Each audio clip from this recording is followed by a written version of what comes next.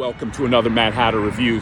I'm so excited about this Omega Red that I had to start recording this video as soon as I got this from the DHL guy downstairs, okay? DHL guy, too lazy to come up the stairs, that's okay. I'll come down to you. That's how excited I am to open this guy right here. Check this out. Omega Red 1/6 scale regular. Okay, regular. I don't like that it says regular, okay? You know me, I only deal with exclusives, okay? Although I don't think there was an exclusive for this guy. They're just, yeah, there you go. 994 of 1,000 made, 1,000 made. I am one of 1,000. Who else on this block got this Omega Red? Anybody else? Is there anybody here that got this? Nobody here on this block to share this excitement with me. That's okay. I'm going to share this excitement with you guys. So let me go upstairs, open this up, and I'll see you there. We are back. Let's take a look at the box. First of all, the box has these tentacles that just kind of protrude out of it. That's a pretty cool detail, okay? And then you get the side of the box, X-Men, and then this side of the box right here, and then this piece right here, the back that has all the storyboards. I love that. And then let's not forget the geniuses behind the Mondo think tank. You got Concept Joe Allard, Sculpt Alex Brewer, my guy Alex Brewer,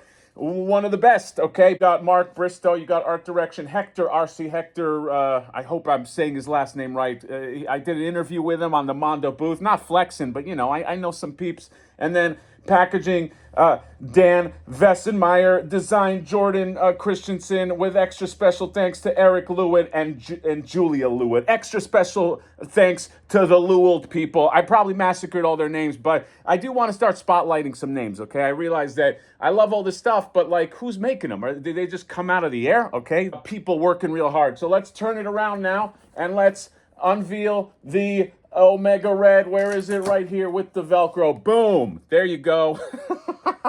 Oh my God. Even in the glare, I can see all the beautiful coloring of this figure right here. And then Omega Red, and it's got the whole thing, Soviet Union crumbling, this and that. I've always loved this character. He's basically like a Russian Weapon X. And if you were like into 1990s Jim Lee X-Men, this guy was a big staple of that. That's when he made his first appearance. I still remember those comic covers. You remember it was like half-face Wolverine, half-face Omega Red, gritting teeth. Yeah, you guys remember. If you know, you just know, okay? So only 1,000 of them made. I'm excited that he got sold out, because that means that now there's room to make some of these like more niche characters, which I think Omega Red counts. A niche character as opposed to like, you know, some of the big boys. So happy to have this guy in my hand. Why am I talking? Let's just open him up and I'll see you there. All right, and we're back. Cinematic pan upwards. There we go. Boom. Omega Red, Conrad, in all his Omega Red glory. That's my horrible Russian accent. But, oh my God, I'll tell you what's not horrible. This Omega Red figure. This is so good. I'm like giddy, as you can tell, okay? I love this character, and I love this interpretation of this character. And so this is like a double win for me. Omega Red Classic, and oh my God, they did a stellar job on this. When I saw this guy at Comic-Con, I was like, this is going to be one of my favorites. And it is, okay? A contender for me. In the top, the coveted Hatter top 20 this early on. But I mean, look at this guy. Look at his face. The paint on this thing is just immaculate. Okay, look at the angry. Look at that angry face. Look at him, man. Just a fucking intimidating. He's just a problem. And they just did this cell shading so well. Okay, the cell shading is one of the stars of this show. Okay, I mean, the sculpting is great, the paint is great, but they did a really great job just cell shading him, just making him look animated. He really does just look like he just popped out of that freaking cartoon, man. Oh my God. Got the two-tone on the hair. I love the job they did in the shoulder pad. There you go. Cell shading on the arms. And Mondo really needs to teach a class on cell shading, okay? There are other companies that could learn a thing or two about cell shading in the Mondo model. Either do it right or you don't do it at all. There you go. There's the... this is not America's ass, the Soviet Union's ass right there, okay? And then you keep on going down there to the boots, and wow, so good. All right, let's just quickly go over accessories right here. So he has these two grabby hands. Has this screaming head, which is really cool and intimidating, and then he's got like the that kind of like cyber work on the cheeks. So he has it on all the faces, but that's like a nice little touch there. And the ponytail. No rotation on the ponytail, by the way. It's just one piece, but very nice. The hair has to be addressed. Okay, the hair is done really, really well. Okay, I don't want to skip over that. And look, it's got 3 tones in the hair, not 1, not 2, but 3. Okay, you know how 3 works. It's a number, but yeah, it's very, very cool. And then he's got the symbol right there. The paint is just so good on this guy. Check this out right there with the evil smile. Omega Red always with the evil smile. This is making it very difficult for me to choose which head I want to display him with. Look at the teeth. Hopefully you guys can see this. They're done really well. Now, gritting teeth or smiling teeth faces sometimes can be a problem, okay? I've seen these things go wrong very often where they just look like there's a bunch of fluoride in there and it just looks like it's all crappy because the paint wasn't done well onto the sculpt. But this is painted really well. It's a nice evil smile head. All the heads are really nice. The teeth on this one, I don't want that to be forgotten either, are really nicely done. It's almost like they're individually painted with the gums. And I only have to spotlight that because I see that done wrong so many times, where it's like the teeth just look like shit, then you always go with like a stern face, but not in this case. Then finally, let's talk coils, okay? So he comes with 4 coils, 2 short ones, and then he has 2 long ones, and they all have this cell shading that's on them. So in terms of the short ones, you get these right here, and there is some bend to these. It's like just bendable plastic, and you can kind of like bend them on certain pivot points, and there you go. You get 2 of these long ones here, which this is like a foot long, okay? It's actually, no, it's more than that. It's taller than he is. You see right here, you get all these like bendy points, and you can do a lot with them. Look, I'm just gonna do it right here, right in front of you guys, making the magic happen. And yeah, let's just go over articulation real quick. Hopefully you can get it all on the camera. Look up.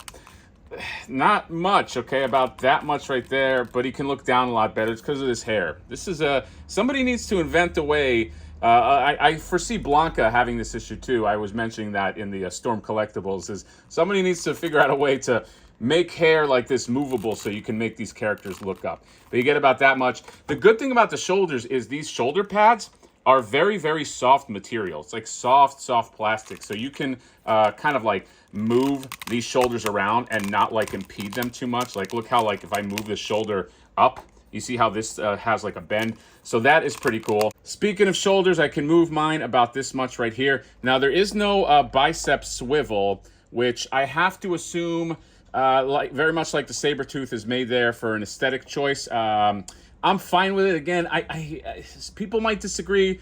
I don't really buy these for like crazy posability. I buy them because they are statuesque, but I can move them around somewhat. Okay, that's I'm just being honest. I like the aesthetic, and in that regard, it doesn't bother me very much. Got the elbow that swivels right here. It bends 90 degrees, and then you get the turn right here, and then you get a hinge there. What I do like too is when you take the arm off, this piece pops off, and you can pop it off and pop it back on. And again, it's very, very soft plastic, so that's cool. You get that chest swivel that goes over the abs, so he can kind of like move back. You can see his shiny abs right there. You can expose them, or you can kind of crunch them forward.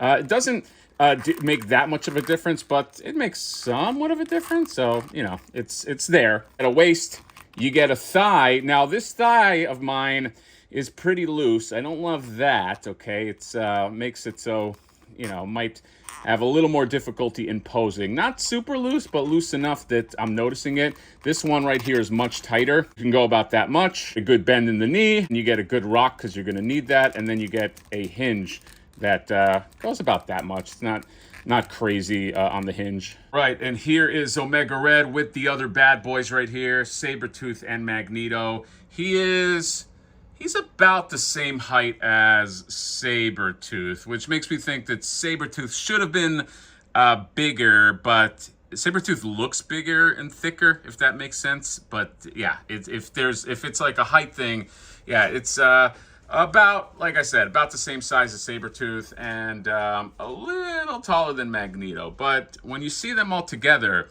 they look really great, okay? I mean, check that out. Here's Omega Red with some of the good guys here. Okay, Jubilee. She's all posed up, so I just left her that way. She's obviously much shorter. But Wolverine is pretty short too, which I like. I do like that height difference in Wolverine, although This Wolverine, the claws, I do not love the claws on this Wolverine. I think Wolverine might need a redo, but I do like the height differentiation, okay? He's all small, Omega Red's all big, it works. All right, so here we go. Omega Red right in the middle there, just stealing the spotlight. By the way, he comes with a stand too, as do all the Mondo figures. But yeah, this guy right here, they just keep getting better, man. This dude is my new favorite Mondo X-Men. I just love how he looks. First of all, I love this character. That helps, number one. Number two, this is the best interpretation I've seen of this character in action figure form. They got all of it right, okay? Cell shading and the coloring and the faces, it just looks so good, man. Other than just that loose thigh, I'm